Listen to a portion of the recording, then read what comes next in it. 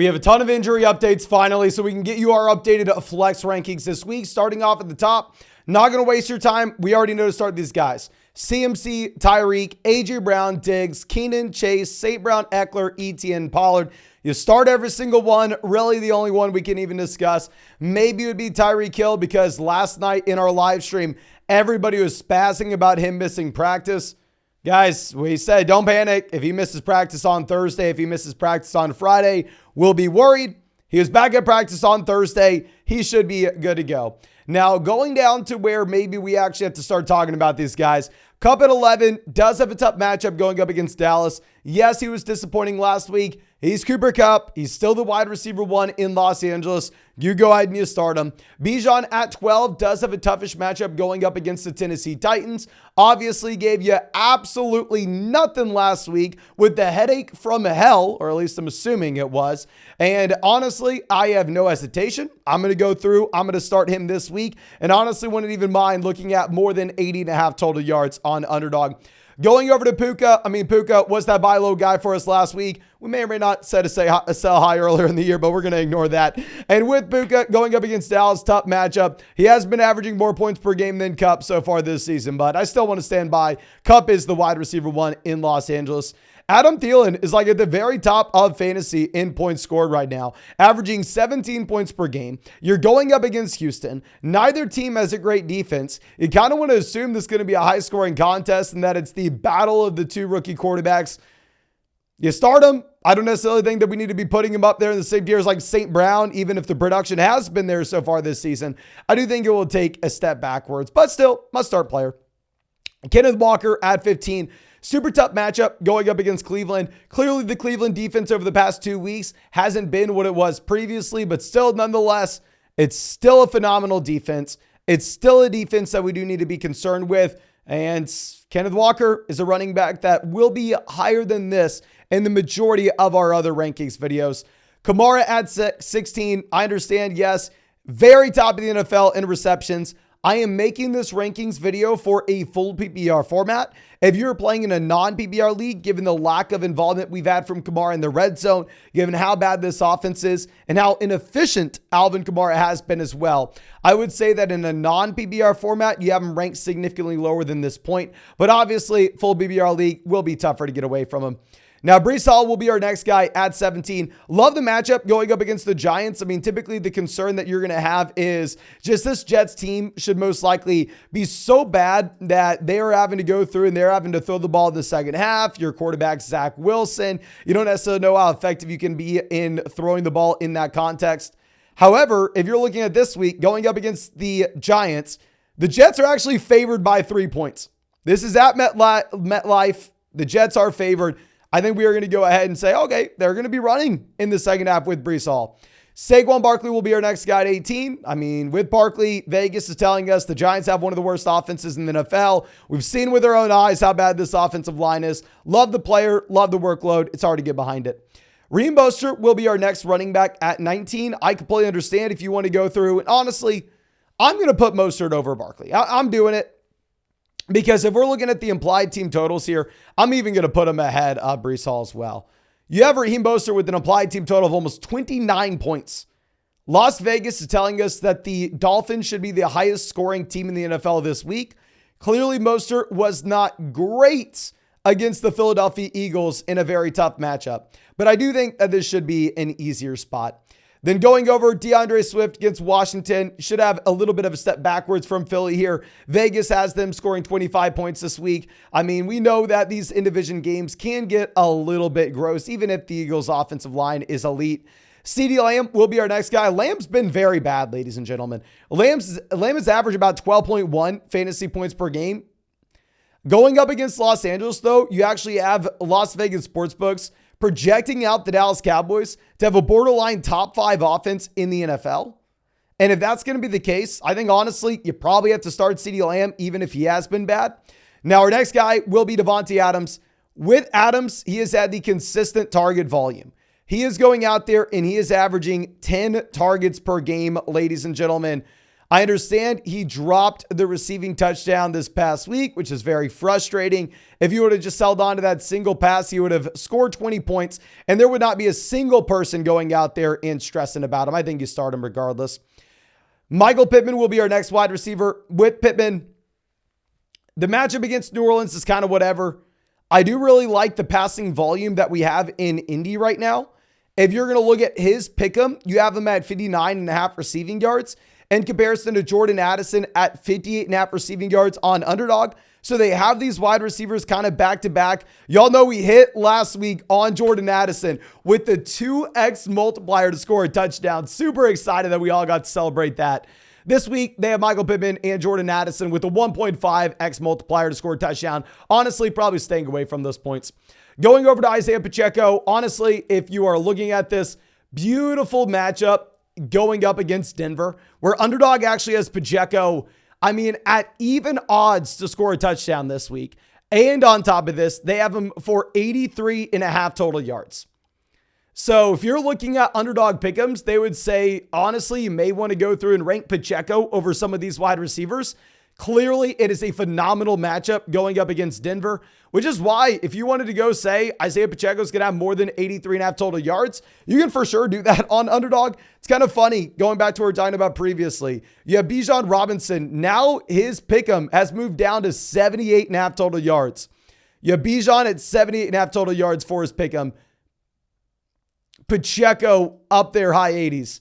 So maybe that tells you that I'm way too high on Bijan Robinson. I probably am. Hook 'em horns, but I'm still taking more than 78.5, and I'm still starting him. And of course, if you wanted to check out that Bijan Robinson more than 78.5 total yards, that's actually a part of my favorite pick'em slip this week on Underdog Fantasy. We're to be going with Bijan Robinson more than 78.5 total yards. And we used to be able to get Christian Watson for fewer than 58.5 total yards on Underdog. That is no longer going to be the case. Sadly, you cannot get that, but you can still go through and pair up Bijan Robinson more than 78.5 total yards with your special pick'em this week. If you use code FLOCK, everybody's going to have Amon-Ra St. Brown more than less than half a total yard for this weekend. And on top of that, if you're new to Underdog Fantasy with promo code FLOCK, you're also going to get Jalen Hurts more than less than half a total yard. And yeah, if you wanted to check out any of those pick'ems, link in the live chat, link in the description, link in the comment section, code FLOCK, 100% deposit match, those special pick'ems, and our rest of season fantasy football rankings and tiers. Now, our next here will be led off with Jonathan Taylor. If we are looking at Jonathan Taylor here going up against New Orleans, the Colts do have that 22.5 point implied team total. I just really like JT to continue to expand his role. Looks great on a per touch perspective. We saw how effective Zach Moss was in this offense earlier in the year. Do I think that's more of a Zach Moss thing or more of an Indianapolis Colts thing? I think it's more so due to the situation. I think Taylor's a better running back.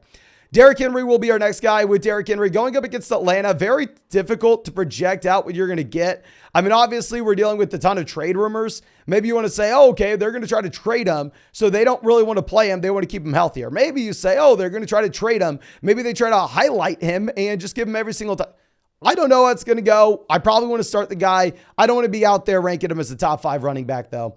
Joe Mixon will be our next back. Tough matchup against San Francisco. You have the 49ers right now still favored in this game over the Bengals by 4.5 points, even with the Brock Purdy concussion news. Josh Jacobs will be our next guy. With Jacobs, very much concerned about what we are going to have when it comes to his usage. This past week, it did fall down. I don't necessarily know if that's a function of this just being a complete blowout. I don't know if that's a function of some fundamental usage actually changing here in this offense. It's just way too early to tell, ladies and gentlemen. DJ Moore will be our next wide receiver. With DJ Moore, we're going to have him at 30. He's averaged 16.5 points per game, which is significantly higher than a lot of these other players before him. I don't necessarily think it's going to be a horrible spot because you have no Justin Fields. I think the Bears will be worse with no Justin Fields. I think the passing volume in this offense will remain about the same. Fields has averaged 160 passing yards and 1 passing touchdown through his NFL career. But ultimately, the Bears are going to be a horrible passing offense no matter what. And you're kind of just ranking DJ Moore here based off talent. Now, Brandon Ayuk is a player that may move up in these rankings or down depending on what happens over the next few days. Now, of course, I'm going to be streaming every single day leading up until kickoff, so make sure you're just subscribed. But we are going to be monitoring 2 major reports. One, Brock Purdy. He did practice today, but he is in concussion protocol. And Deebo Samuel, who is not at practice. I mean, he was running on the sideline. I don't freaking know. Sounds like he's not actually practicing. If you were to have Sam Darnold and Deebo Samuel playing here, you probably move Brandon Ayuk lower than this. If you were to have no Deebo Samuel and Brock Purdy playing instead, then you probably move Brandon Ayuk higher than this. Now, Devonta Smith will be our next guy. With Smith, you can move him lower than this in your rest of season rankings. He's been very bad, obviously, only averaging 9.5 points per game. It's just a beautiful matchup going up against Washington, where the Washington secondary can't stop anyone. Nico Collins, Jacoby Myers will be our next two wide receivers. I mean, both these wide receivers kind of came out of nowhere. They've been phenomenal. They've been averaging 14.5 points per game. Nico Collins has a great matchup going up against Carolina. And Jacoby Myers against Detroit on Monday night. Probably just going to get completely stomped on, obviously, this overall offense. But he has been seeing consistent work, and he proved this past week that he's going to get target volume regardless of if it's Jimmy G or not. Now, our next tier will be led off with Jalen Waddle. With Waddle, he has not been great. Tyreek Hill should play, but I still am going to continue to start him. It does not matter. This is a player that is a top talent in the best or one of the best offenses in the NFL. At least right now, Vegas Sportsbooks give them the highest implied team total. I want as many Dolphins as I can get my starting lineup. Now, Chris Olave will be our next guy at 36. We said this when he got arrested, but Jordan Addison got pulled over for going, I believe, 140 in a 55 mile per hour speed. Regardless of if you think it is right or wrong, the reality of the situation is the NFL typically does not punish players unless they make the NFL look extremely bad. If you get a video going out there of a player doing something reckless and it's going to have a harsh public reaction, the NFL is probably going to make a stance on it. However, I don't necessarily think that's the case with Olave here. I think Olave just plays. Nobody talks about this 3 weeks from now. Jahmyr Gibbs will be our next guy. With Gibbs, must-start player when you have no Montgomery. Obviously, once we get Montgomery in here, we'll have to reevaluate. If it was a non-PPR format, Gibbs would be lower than this, but should be a very good offense. They have almost a 27-point implied team total. Montgomery's not at practice currently. Garrett Wilson will be our next guy at 38. Wilson, great wide receiver, horrendous quarterback play. Honestly, maybe you say, well, Mason, you're a clown, right? Because how the hell are you ranking Jacoby Myers over him in that case when Myers is very bad quarterback play and Garrett Wilson's a better option? I don't know. I mean, Garrett Wilson's averaged 10.8 points per game so far this season versus Myers at 14.5. We'll go Christian Kirk at 39. With Kirk, it's tough, right? I mean, I think at this point, you kind of have to throw in the towel and you have to say he is the wide receiver one over Calvin Ridley. Now, full transparency, I mean, I'll pull up my underdog exposures with these players right now just to show you. I did not draft much Calvin Ridley. I did not draft much Christian Kirk this year. Calvin Ridley was my least drafted Jacksonville Jaguar. But still, it's not like I have a ton of Christian Kirk and I'm wanting to go through and make the bet on him here. If you're looking at this, these are my Jags exposures. Hopefully you can see that. We'll see if that can focus in.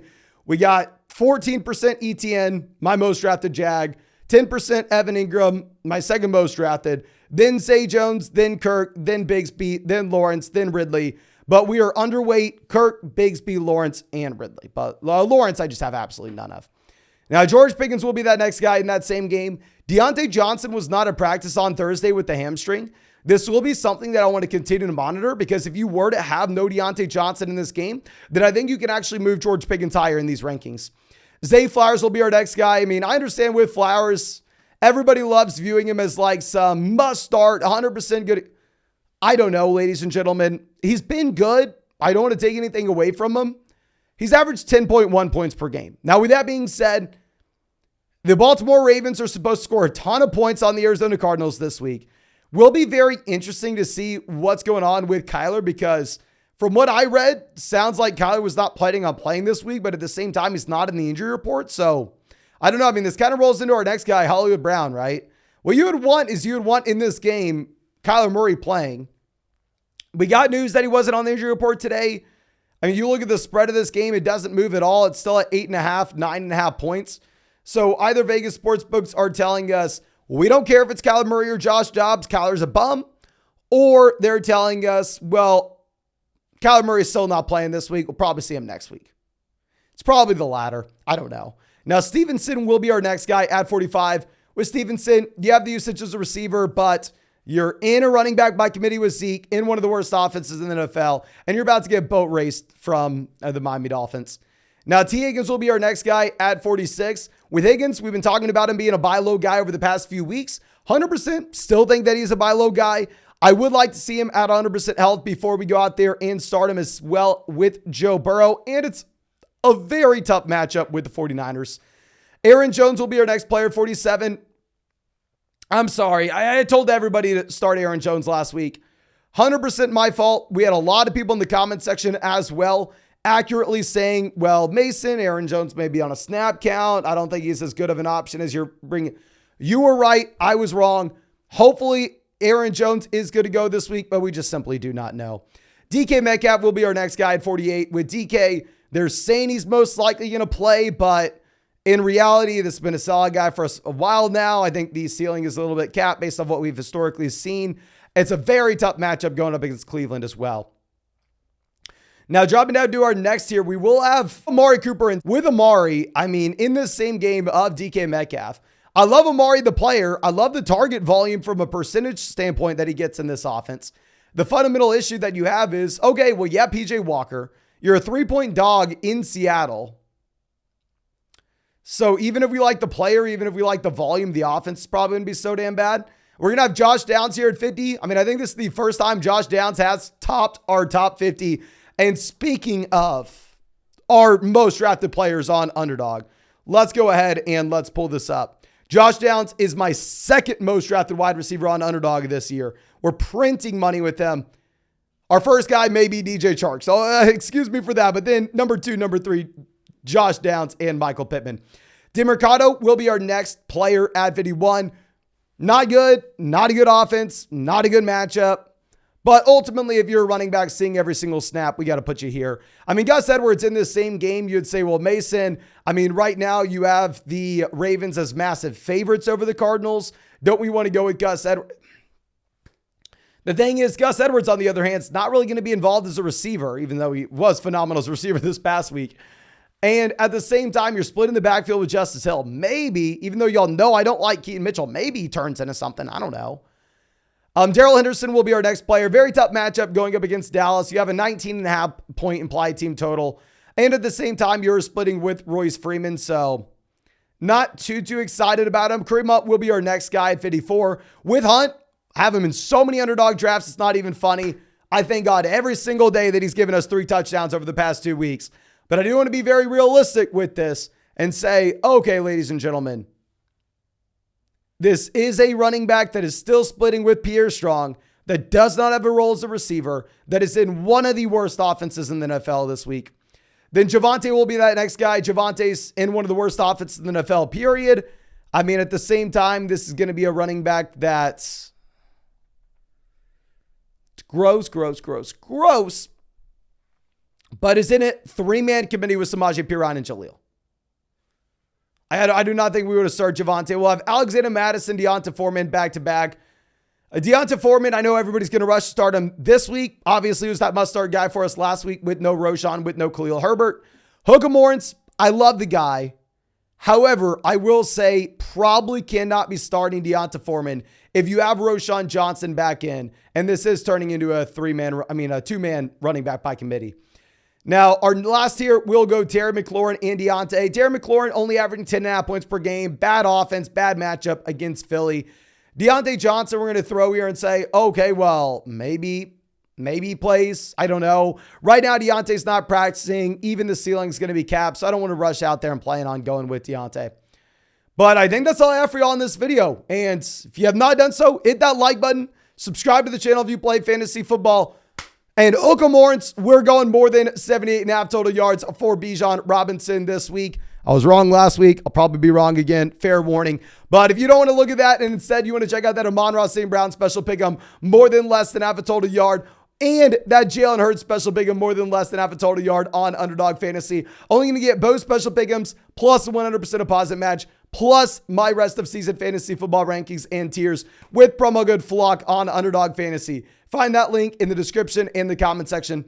But thank you again, ladies and gentlemen. I really do appreciate you. Really hope you have a great day, and really hope we get to see you in the live stream later tonight.